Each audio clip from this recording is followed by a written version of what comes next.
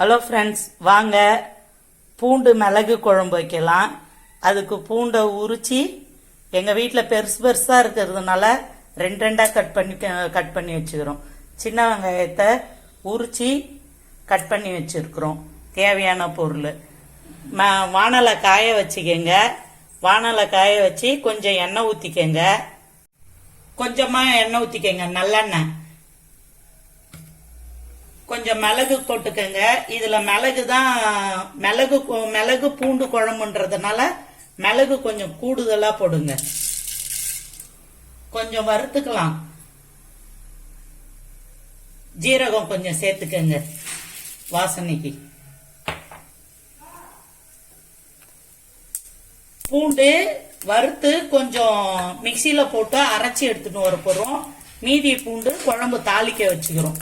பூண்டியும் கொஞ்சோண்டு அரைச்சின்னு வந்துருங்க.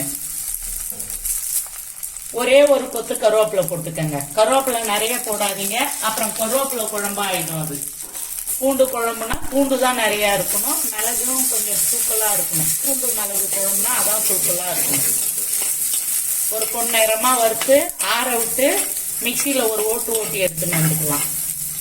நீங்க ட்ரையா வேணா கூட ட்ரையா செஞ்சுக்கலாம். நாங்க கொஞ்சம் எண்ணெயில வறுத்து எடுத்துன்னு போகணுன்றதுனால நான் எண்ணெயில போட்டிருக்கேன். மற்றபடி ஒன்றும் இல்லை. வதக்கியாச்சு. மிக்சி ஜாரில் அள்ளி போட்டுக்கங்க. 6 டன்னு அரைச்சிக்கின்னு வந்துக்கலாம். தாளிச்சு விட்டுக்கலாம். வானல் அதே வானலே வச்சுக்கங்க. மறுபடியும் நல்லெண்ணெய் ஊத்திக்கங்க. இது நல்லெண்ணெய் ஊத்தி தான் இந்த குழம்பு மிளகு குழம்பு வைக்கணும். வானல் காயட்டோன்னு எண்ணெய் ஊத்திக்கிட்டு எண்ணெய் காஞ்ச பிறகு கடுகு சேர்த்துக்கங்க. கடுகு பொரியட்டும்.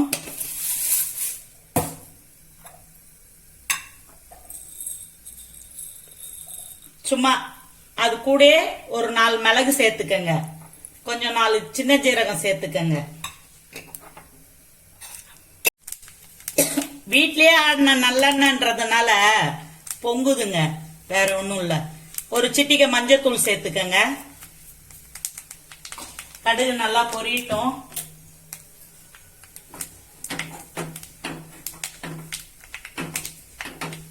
கடுகு நல்லா பொரிஞ்சிடுச்சு. பூண்டு சேர்த்துக்கங்க.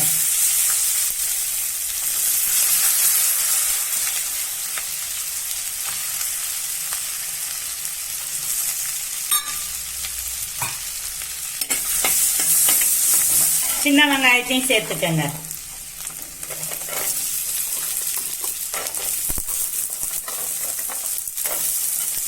இது சின்ன வெங்காயம் போட்டு வச்சாதான் பூண்டு மிளகு குழம்பு நல்லா டேஸ்டா இருக்கும். வெங்காயத்தோட பிசைஞ்சி சூடா சாதத்தோட சாப்பிடக்குள்ள. பெரிய வெங்காயம் போட்டாக்கா அந்த அளவுக்கு நல்லா இருக்காது. நாங்க மஞ்சத்தூள் வீட்லயே அரைச்சதுனால ஒரு சிட்டிகை போட்டாலும் எவ்வளவு கலரா இருக்கு பாருங்க.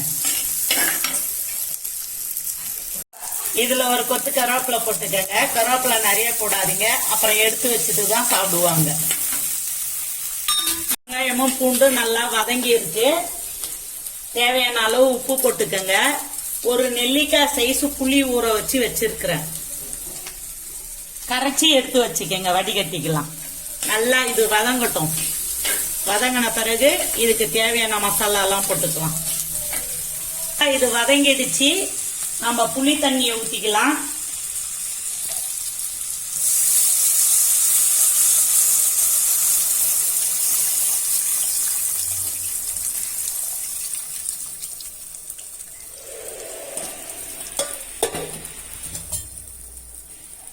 மிளகாத்தூள் கொஞ்சம் சேர்த்துக்கங்க. குழம்பு மிளகாத்தூள்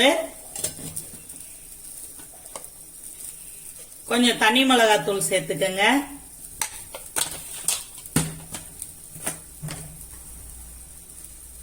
மல்லித்தூள் கொஞ்சம் சேர்த்துக்கங்க. குழம்பு கொதிச்சுக்கிட்டு இருக்கட்டும். நம்ம அந்த மசாலா அரைச்சோம்ல, அதை போய் அரைச்சிக்கிட்டு வந்துடலாம். இந்த மசாலாவை அரைச்சின்னு வந்தாச்சு. தண்ணி ஊத்தி ஒரு குழம்பு ஒரு கொதி வரட்டும். அதுக்கு பிறகு ஊத்திக்கலாம். அந்த மசாலாவை அரைச்சிட்டு வந்ததை ஊத்திடலாம். குழம்பு கொதிக்குது பாருங்க.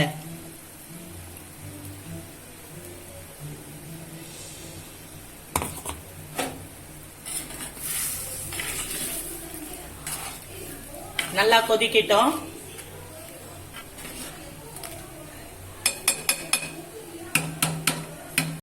மசாலா அரைச்சி ஊத்தியாச்சு.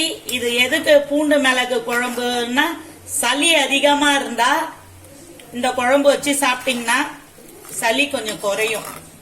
அதுக்குதான் குழம்பு ரொம்ப டேஸ்டா இருக்குது. குழம்பு நல்லா கொதிச்சு முடிச்சிடுச்சிங்க. ஒரு சின்ன கட்டி வெல்லம் போட்டுக்கங்க. பூண்டு மிளகு குழம்பு ரெடி ஆயிடுச்சு. நல்லா கொதிச்சு எண்ணெய் பிரிஞ்சு வந்துடுச்சு. நெக்ஸ்ட் வீடியோவில் என்னான்னு பார்க்கலாம்.